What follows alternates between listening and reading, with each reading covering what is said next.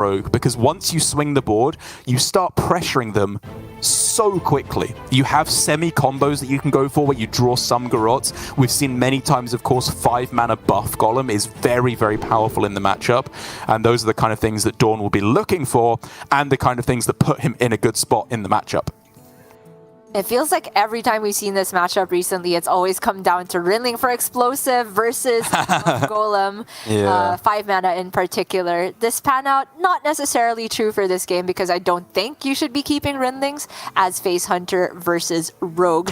For Surrender though, the hand is interesting because I do tend to think that Rhino is your best win condition versus Rogue, especially with True Aim present. So he could think about keeping them together, but it often comes at the cost of your early curve. It could be toss all of them and hope to draw it back at a more opportune moment. He keeps just the weapon here, fair enough. He would rather get the Rhino from Warsong Wrangler anyway. For DawN, I don't know if I can say I agree with throwing away the Swindle. I'm a keep Swindle gamer. I think it's just so nice to be able to play in these early turns to fill up your hand for a big swing turn. And if you can find prep, it just becomes so powerful. Fair enough.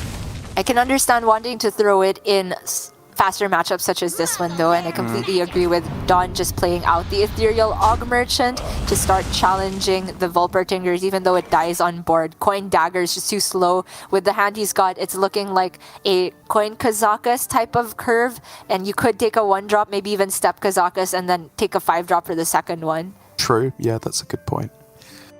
Right now though, are we going prep Brain Freeze in order to kill this off? I think more likely it's just going to end up being Dagger Pass. Yeah, I agree. All things considered, a pretty potent Neophyte from Surrender. Just anything being able to push face in these early turns is enormous. And just look at the curve Surrender has.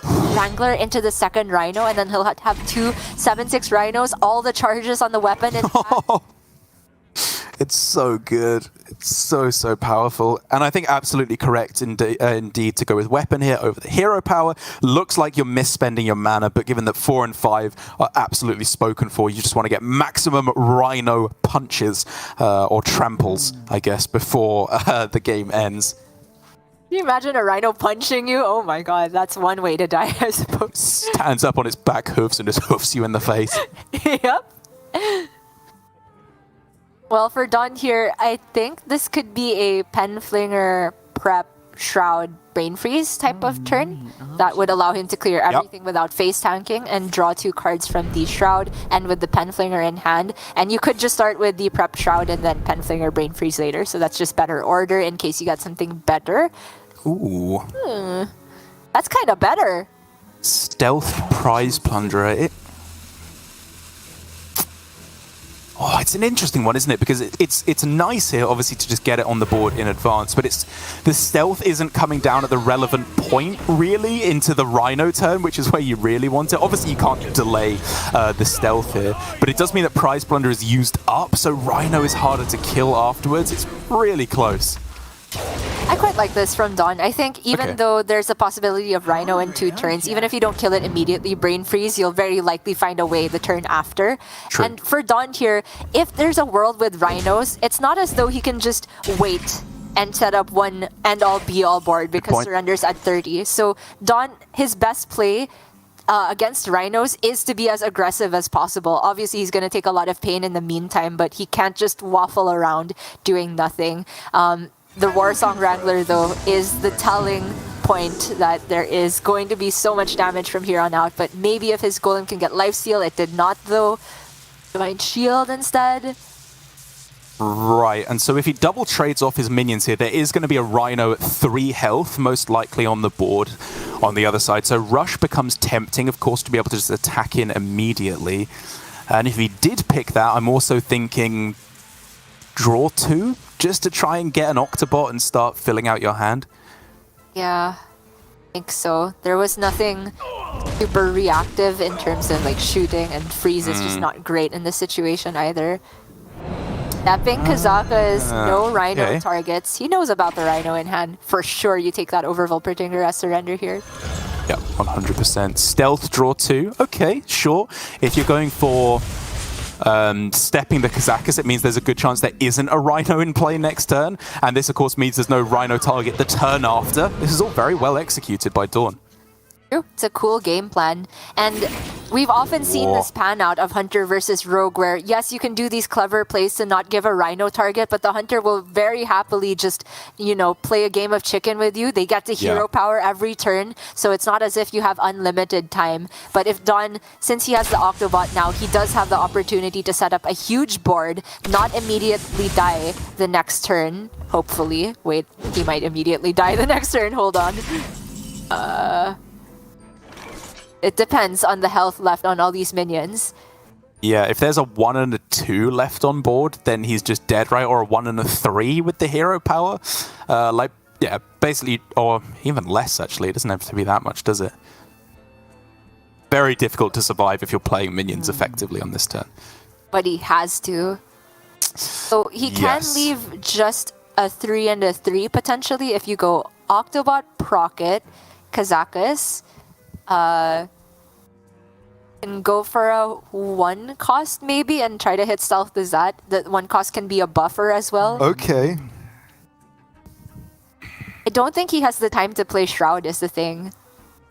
Oh. Wow. Am I mistaken? I was just trying to find a board that could maybe deal couple damage next turn and then use Garrots, but he is just going to go for Penflinger Octo. And to get the Penflinger back in hand, he can actually just Brain Freeze his Octo, leave everything stealth once again. I mean, you know there's a Rhino in hand, so you do have to do that, right? Or you're dead. Okay. Brain Freezing Penflinger instead, which means there's another target for the Felmaw as well. That's another thing to consider for it's on board, but it goes face! GG. Yeah, as Surrender laughs at the plans of mere mortals and gets the lethal. Good boy going face and stealing a super clutch win, you know, with... because we messed it up again. Okay, one final chance at redemption here for DawN, and okay, it's possible to turn this around because the order of play on the Rhino means it can't attack anything. Is it possible to turn it around? Even if he gets Lifesteal Shoot, he only goes up to 4 range. Lifesteal Shoot, right? Step, play it again. Misses anyway. Yeah. Yeah, that's just GG. We were just, you know, a little bit advanced, but even if it wasn't immediate lethal, I think there's no outs for DawN there. Yeah, I refuse to ever learn that interaction. And yeah, there we go. I think maybe Surrender thought it was as well. I don't know if he's giving himself a little tap on the head there, just to get himself back in, ready to play. Either way, it is going to be, I don't think, any chance at redemption now for DawN. Yeah, for this game, not likely so. But for this series, we are only getting started. Surrender still has 2 decks left. Both players banned each other's Demon Hunters, which means Surrender has a Garrote Rogue of his own waiting in the wings and a Handlock. And I'm particularly excited to see Surrender play Garrote Rogue because he, I think, is the most notable player to have not been bringing it week after week. He has just not found it good enough, or maybe didn't think it quite fit in his lineup. But at the moment, after all these decks getting hit by the nerfs and being back in Conquest, it feels too good to omit. I absolutely agree. Yeah, we've seen Surrender pick up different pet decks as the weeks have gone on. Like, he's been a fan of Druid, fairly often Shaman as well. But now he's just gone with what is essentially the most standard lineup you can bring. The same lineup that Alutemu, a lot of the other Japanese players are bringing, with Rogue, Demon Hunter, Warlock, and Face Hunter as well to round things out. And getting the win with the Face Hunter often feels like the hardest point in the series. And so it's a huge win for Surrender, as now they just get to play the exact opposite with Surrender on the Rogue and DawN on the Face Hunter. And at this point, again, I never want to say that DawN has to do anything because he always digs himself out of the most unlikely of situations. But if you're losing the matchup from both sides, it becomes unthinkable that he could win this and get all the way through to the finals. With DawN, it somehow feels like he just goes the opposites of how the stats go. So maybe the worse the odds are for him, the more motivated he gets. Because even if he loses the matchup from both sides, he's not out of it yet. Still possible to reverse sweep and reverse sweep the next race, the one after that, and win the whole week off the back of reverse sweeps. If there is even a minuscule, tiny percentage chance that DawN can make it back, he's just done it every single time this far. Exactly. If it's there, DawN can grasp it. Pardon. Hey. Arcanist. Hey, there we go. There's something there. Play Mage next time, and then that'll make sense. Either way, surrender on the Garrote Rogue. Very, very standard stuff once again. 1 Penflinger, 2 Wand Thieves. It's almost making me wonder, actually, if surrender is prepping with some of the Japanese players this week. His Warlock deck is a little bit different, so maybe not, as I think Alutemu also had a slightly different build of the Hunter as well, but basically coming to the same conclusion. The difference being that Surrender is going for the ban Demon Hunter strategy, which I guess makes sense then why he doesn't have Altar of Fires in his Warlock, whereas Alutemu is going for the ban Rogue strategy and thinking that his Warlock has a decent chance against Demon Hunter, which has proven to be true. Yeah, that's right. I also just think that the 1 Penflinger double Wand Thief list has become the standard. True. Or at least the most common list I've seen on ladder and in GM. It's hard to call Garrote Rogue list standard as a whole because there's so many of these sort of redundant cards in the 1-cost Battle Cry slot that people can switch around. But that is the most frequent one that has come across. That I have come across. DawN on the Face Hunter, as we've already mentioned, is running a very, very similar list to Surrender. In fact, it is card for card the same. So he'll be looking to do similar things that Surrender did last game, namely get a bunch of rhinos trampling and punching. And starting off with this hand, you have to imagine you're looking at a full mulligan, right? Getting a 1-drop on 1. So crucial. And like you said, I mean, you could even just look for the Wrangler, the True Aim Crescent as well is worth a fair amount, but holds on to Adorable Infestation, clearly believing in his cards to offer him up a 1-drop, and it does not deliver. This hand is vile. Job's done. That's a disaster. Okay, keeping Infestation, I feel, is kind of questionable, especially when you're on the play, because I can see it when you're on the coin. Say you have Neophyte to go along with that, so you could coin Neophyte. If your opponent goes Octobot, you can Infestation it, right? And that trades nicely. But on the play, even if you do hit a 1-drop, Adorable doesn't necessarily come down on a target you want it to unless it's exactly the Intrepid Initiate. I don't know. Yeah, DawN, I have to imagine feeling pretty resigned at this point. It's not the hand that you are looking for at all. Surrender's hand, his game plan starts to get a little bit interesting now because you, of course, want to start playing a lot of minions next turn in order to get in the way of the Felmore from going face. Ooh. Okay, that's good. Yeah.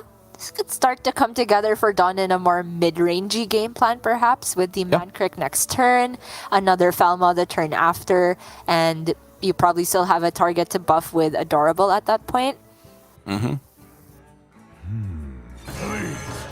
Whereas for Surrender, it's very interesting because he does have 2 very greedy lines he could take, either with the Shroud and or the Kazakas. Right. It's just going to be difficult to see whether he can do both because he just doesn't have Octobot at the moment. We could see Shroud coin Brain Freeze that allows him to deal with Mankrik and leave the 2-1 on board if he uses Dagger and then curve into Kazakas the next turn. Yeah, there's also a line of like Coin Swindle, Brain Freeze, Prize Plunderer, which I know uses up an awful lot of resources, a lot of fuel for that field contact. Or Orc Merchant in the end works as well. But it puts 2 minions in the way of the Felmore and 2 minions that it really doesn't want to trade into. True. Yeah, I think Surrender played the odds there, knowing that there's a lot of outcomes from the Swindle that would just allow him to get rid of the rest of Mankrik there. All 4 of the Aug Merchants and Penflinger. Big outcome though, going face there, exactly what you're looking for as DawN, sorry. And he's able to fill out the rest of his mana with Marsul Cubs and another Felmore. Rhino next turn as well. Like you said, that mid-rangey game plan, maybe it's coming together. Yeah. Surrender double passage hand. Like, in this situation, I would say, oh, look for a big prize plunderer to deal with this. Right. One's on the board and one's in hand, and he can't get the one in hand to have enough fuel to one-shot the Felmaw. He can look for another Brain Freeze off of Secret Passage, potentially. Alternatively, if he is very brave, just go Kazakus and try to get a swingy Golem for the next turn. I think I'm leaning towards Passage, right? You can go for Shadow Step is reasonable if you get a couple of extra 1 or 2 cost minions to go alongside it. Yeah. It's like, if you go Kazakus, what's even the best Golem outcome here? Is it 5 mana copy rush? By then, you're just killing the Felmaws and not really putting back additional pressure. Oh! Field contact step? I don't know. There's What, no are you time. just stepping your field contact? Yeah, I think so. Miracle next turn. Oh, okay, he's stepping Prize Plunderer, which will kill Felmaw, including the trade. Okay. Yep, I like it. Right at the end there, dumping the prep as well to fuel the Prize Plunderer. Oh, such a tough turn. Yeah. Oh, it looks like he didn't even need to dump the prep, so it was just to either a panic play because there was not time to count, or it's just to get the prep out of his deck, which is also a reasonable thing. It's, I guess, a middling top deck at this point. Well, very easy play for DawN. I'm thinking Rhino here plus the trade. I guess you could theoretically argue for Aim Shot plus Neophyte, but I just want to get the Rhino down, deal some damage with it while you can. Yeah, without the True Aim Crescent, it's not going to be doing very much, and having it survive is quite awkward for Surrender at the moment. Field Contact and Guardian Aug Merchant into Prize Plunder is enough to get rid of Rhino. It's not an amazing, huge pop-off Field Contact turn, but it is enough to be annoying to DawN here. The Felmaw has bad turn. Goes face again? Something wants DawN to stay in GM. I don't know who or what it is. Call it the script if you want, but he is the lead character in it. Everything is trying to keep him in this tournament. And he will 100% tracking this turn, right? Because the mana usage is still clean, even with that one out of the way. Start with that, because even though the Felmaw going face is conducive to his own game plan, it does mean that you're probably leaving a Field Contact alive this turn, which is quite scary.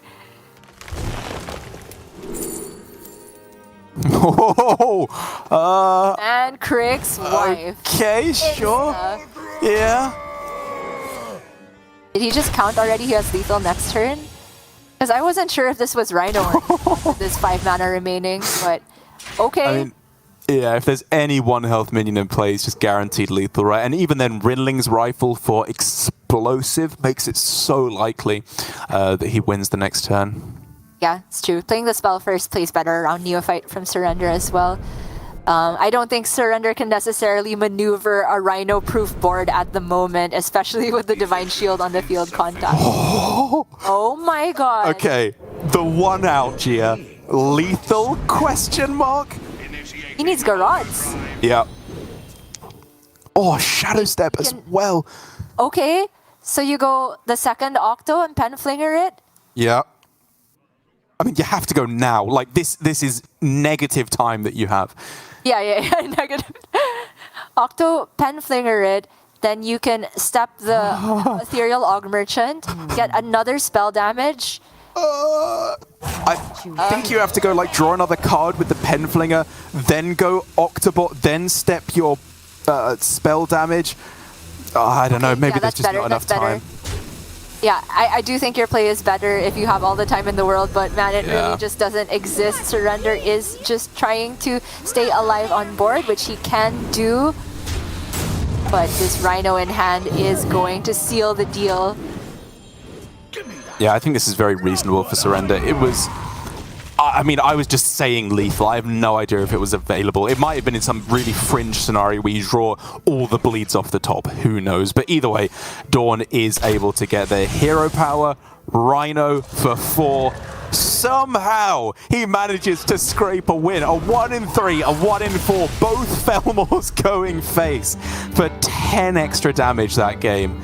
Either one of those misses and he is out of here. But somehow, Gia, the dream is alive. Everybody's trained their Falmo as well. They've all been good boys today. Even Surrender's Falmo a while ago. But that is only the Face Hunters out of the way. Still a lot of matchups to be had here. Both players with their Garrote Rogue still alive. Potential to see a Garrote Rogue mirror. Very possibly my favorite matchup in the current meta. Just because of how many different ways it can pan out. For Surrender, also the handlock online, whereas for DawN, it is a Druid. So if we're going to talk about who's favored from this point, we have to think about the handlock versus Druid head-to-head, which I do think comes out in favor of Surrender because DawN is running Celestial Alignment, and that's just not something you can safely play versus handlock. Yeah, it's not. You do have to go for the alternate, more Anaconda game plan. But here we do see, first of all, it's going to be Warlock versus Rogue, which should be a very interesting one. There's no Altar of Fires available, obviously, to Surrender, so he has to get there with the more traditional game plan, playing big threats and timing your neophytes correctly. One of the most crucial parts of the game plan, just to be able to get these big threats down and make it so they can't garrote you for a turn, because very, very often we see players get themselves into what they think are 100% lethal situations, but a single neophyte for 1 or 2 turns can completely put the spanner in the works and they just crumble.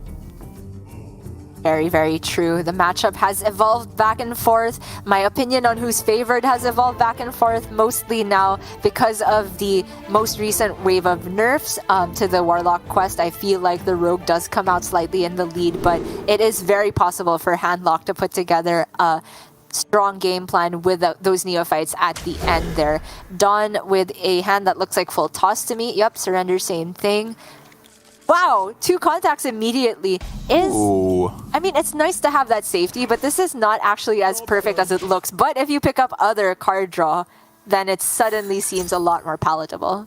Yeah, Shadow Step and Shroud. I'm a happy chappy if I got all of that. And an Octobot!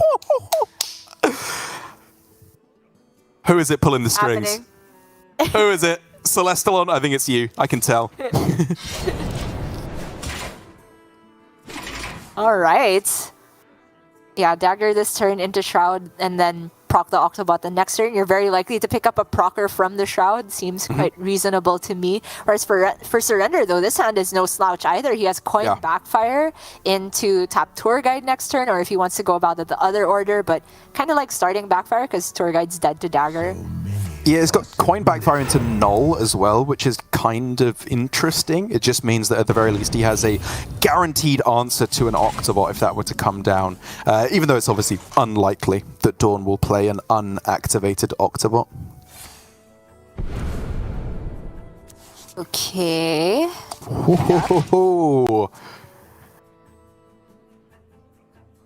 So as early as now, we can start to ask the questions. What is DawN's Shadow Step target with his hand? Sure.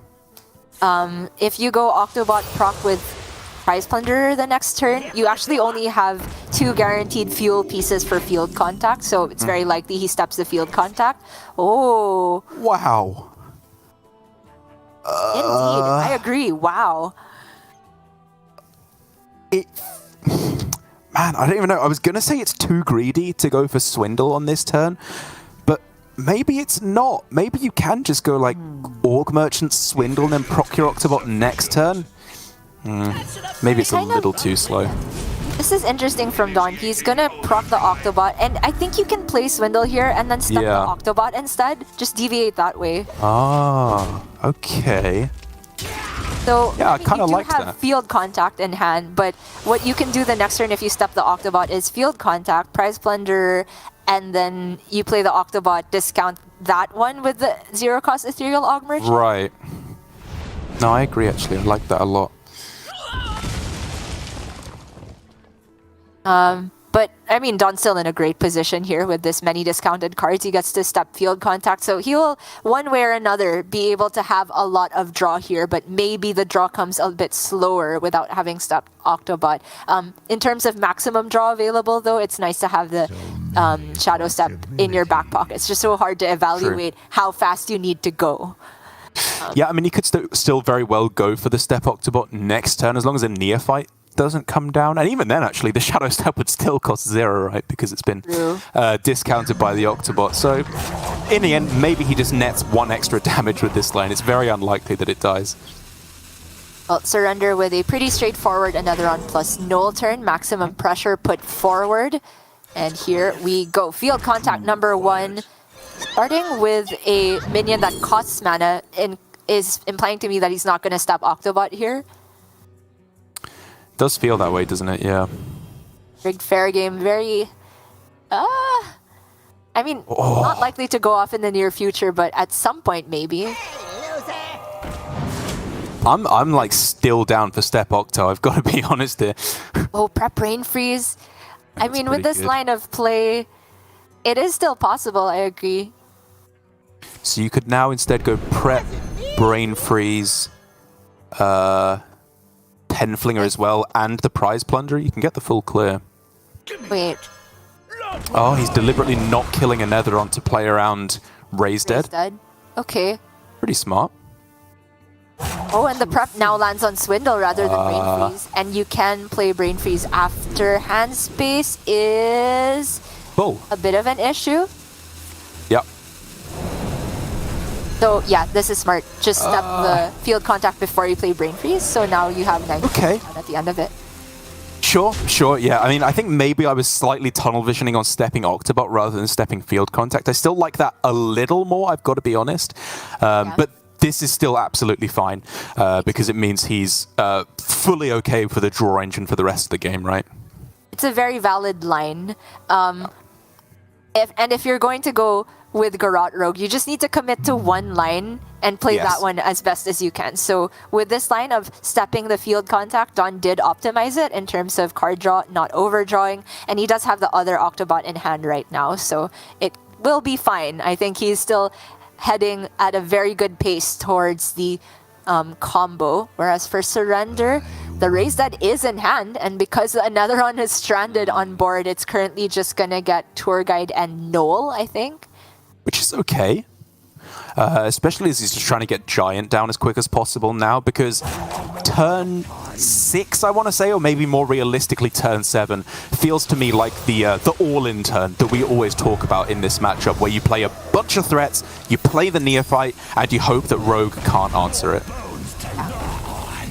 So going Null first and then Raise Dead and then the other Null, and then you can fit in the Touch of Atherism. Just cleanly navigated by Surrender, realizing that he still had mana to fit in the tap at the end of that.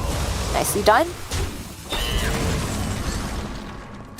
Nicely done indeed, and means that it's an annoying board here for DawN. A clearable board for sure, but it is going to take a little bit of maneuvering. This really Passage with 9 in hand? I thought this is go again with field contact. Because there's Brain Freeze in the deck? Okay. Man, I don't know. He's...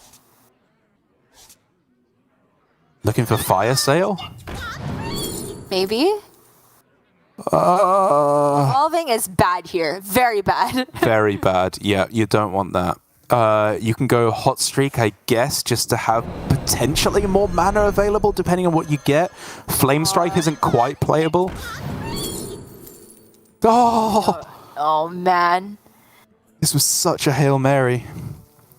DawN was very decisive about this as well. And we talk about how with Garrote Rogue, you need to get going really, really quickly. Fair enough. But I just don't think you're that likely to find anything good from Secret Passage that also progresses your game. You got card draw, your original hand is too full. I wanted to go off with Field Contact, the 1-cost one. Play the other Octobot. There was still second Prize Plunder and Brain Freeze in your deck. You're likely to hit at least one of those. And if you can clear at least another on, you're alive even versus Battle Master from Surrender. Yeah, I think the game plan from DawN was just to go for set up lethal next turn by dumping cards from my deck. But again, this is what I talk about, right? You set up these plays that maybe you can just about get there next turn, but as soon as Cult Neophyte hits the board, everything falls apart. There is zero chance that DawN can hit lethal next turn if the Neophyte comes down. And as long as Surrender is able to put some valid threats alongside that, it feels super unlikely that DawN can get there. Yeah, I agree.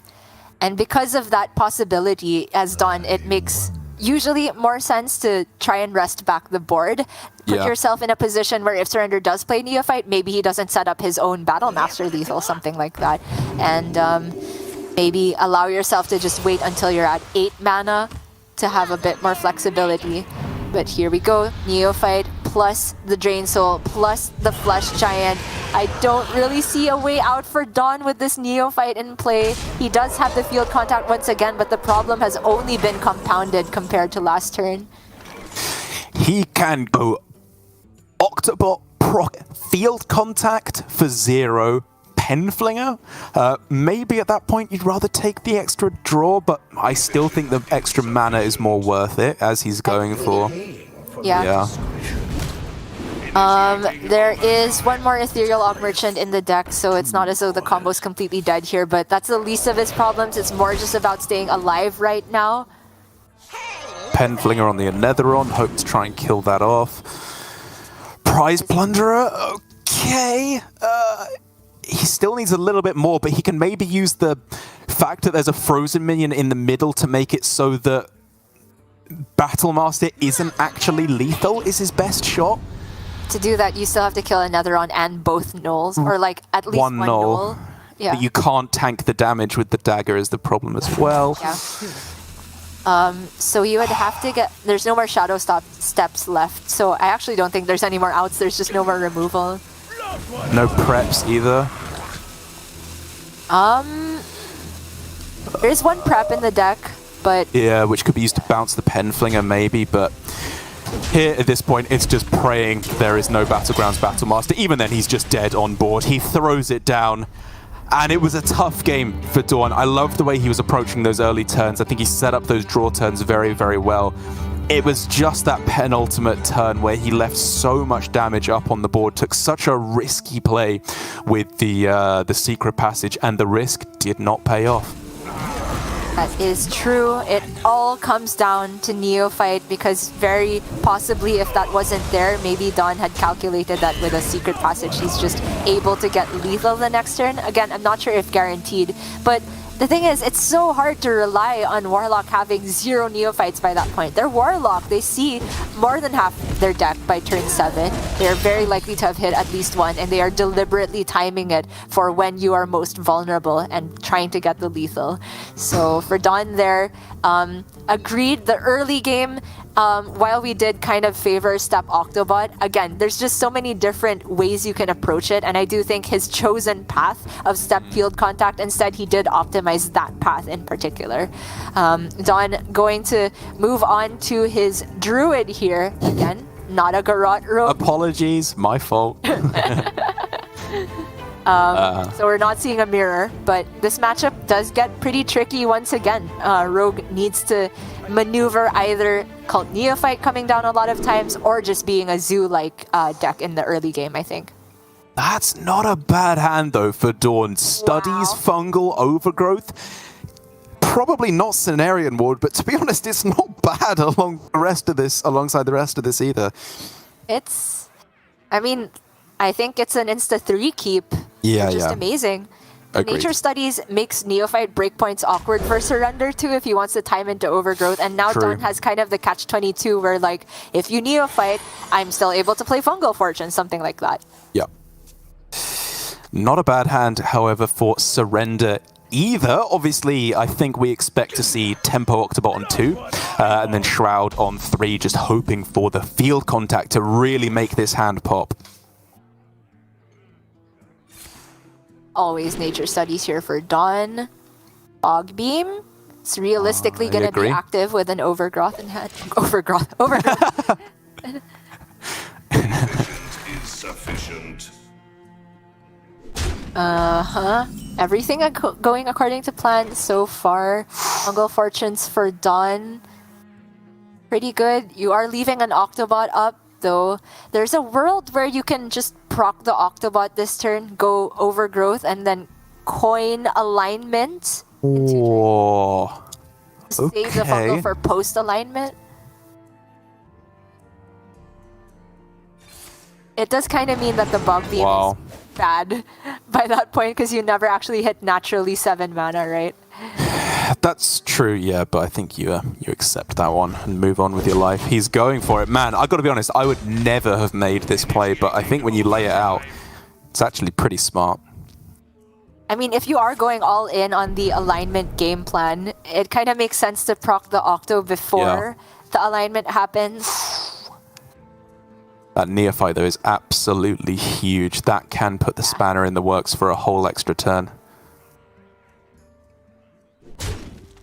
And Surrender can just play Guardian Aug Merchants here to get some pressure going as well. Kind of like playing both, honestly, even though you just kind of reset the shield on the Octobot. Yeah.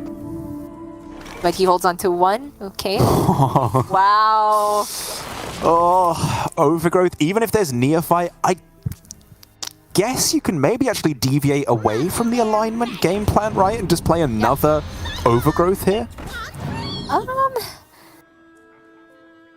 Like, because if you go Fungal Fortunes here and then Celestial Alignment next turn, aren't you just kind of dead? Well, I think this turn becomes a Bog Beam turn instead on Neophyte with Hero Power, maybe, if you're going alignment the next turn. Agreed, it's still super scary because he'll go down to 17 and leave 8 on the board, so he would actually take 16 over 2 turns plus Dagger, which is lethal. So it could very well be just deviate, Overgrowth instead.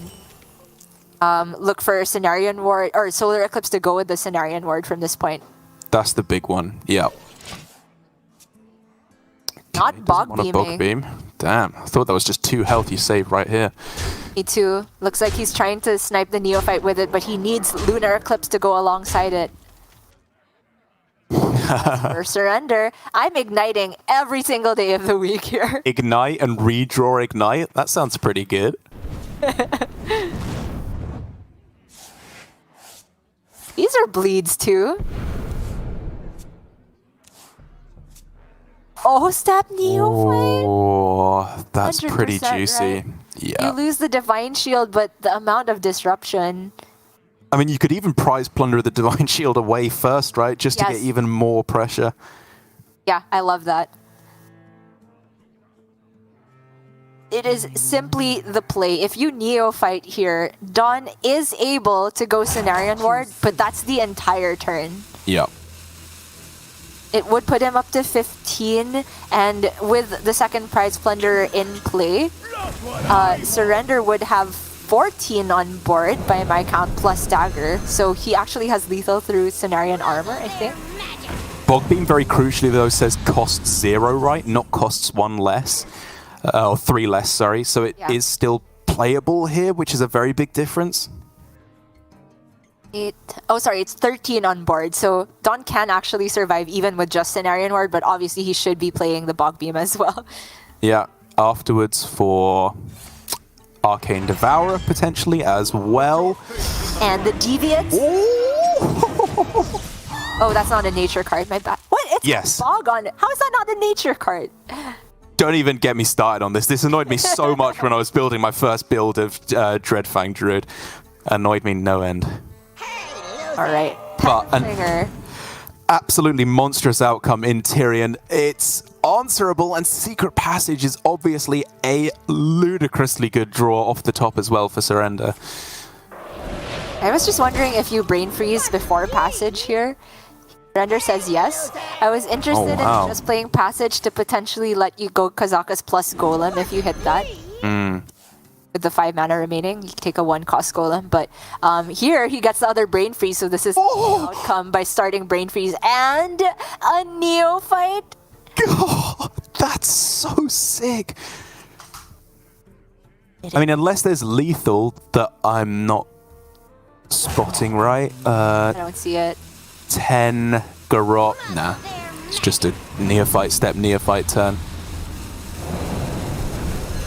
Oi, oi, oi. There's just no outs for DawN from this point. I don't think there is there? Too much damage on board. His hand almost unplayable. He can play another Cenarion Ward if it comes off the top. Okay, now that's the one way to survive. And it needs to get him a taunt here, I think. That's not it. I think this is the end of DawN's run in Grandmasters. He can go guess the weight, and I can't think of anything that you can get off of that. What to do? I think you're right. Me neither. Well played. There's just no mana to play anything other than Cenarian Ward. And because it wasn't in the starting hand, he doesn't have the ability to draw for it and then play it. DawN throws out the well played. I think he knows. Concede and another wave goodbye. And applause for surrender as well. Respectful in defeat is DawN. Yeah, it is a sad way for him to go. He's been in this spot so many times. Every other time he's been able to do the impossible. An escapist style escape from the relegation zone, but this time it was not to be, and so he is relegated out of Grandmasters. We finally have our full 4 players relegated out. It's a sad day indeed, as we see DawN, Blitzchung, Trahezen, and Chonsu all leaving us in Grandmasters. Tiz as well, as he has announced that he will be retiring after the season, even if he wasn't in the relegation zone.